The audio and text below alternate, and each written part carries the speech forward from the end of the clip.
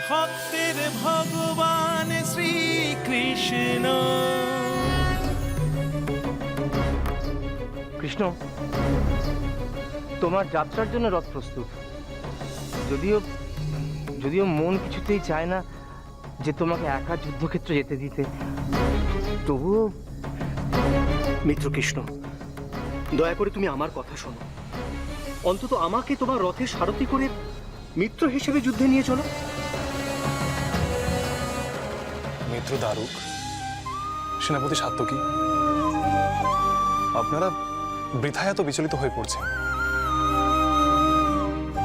আপনারা নিশ্চিন্ত হন, আমি ঠিক যেভাবে যাব সেইভাবেই ফিরে আসবো। কিন্তু কানাই, না দাদা,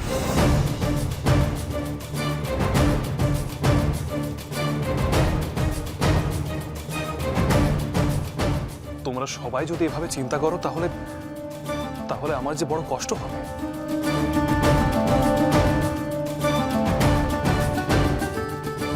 আর রথের কি প্রয়োজন ছিল? আমি তো রথের কথা বলিনি।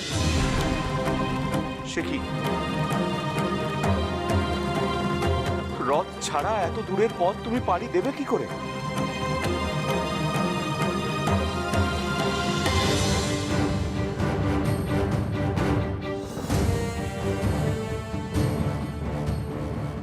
ওই দেখো, আকাশ পানে তাকিয়ে আবার কি ভাবছে। কি হলো পুত্র? আমি কতবার করে বললাম যে আমাকে সঙ্গে নিয়ে চলো, তা নয়, শুধু বলছে আমরা নাকি অকারণেই বিচলিত হচ্ছি। সত্যি তো ঠাকুরপো, তোমার দাদা তোমার সঙ্গে যাক না। এটা কিন্তু তোমার ভারী অন্যায়। বড়দের কি একটাও কথা শুনতে নেই? দেখেছো আমার শরীর বুঝি কষ্ট হয় না? না,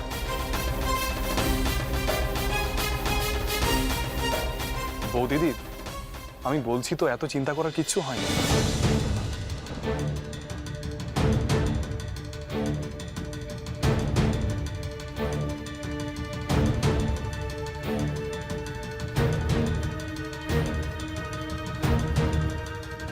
কানাই, যুদ্ধে যাওয়ার প্রস্তুতি না নিয়ে তুমি তুমি আকাশ পানে চেয়ে কি দেখছো বলো তো?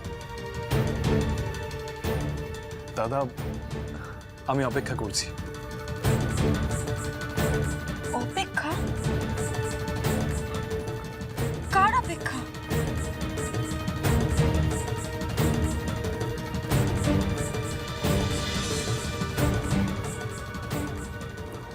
ওই যে ওনার।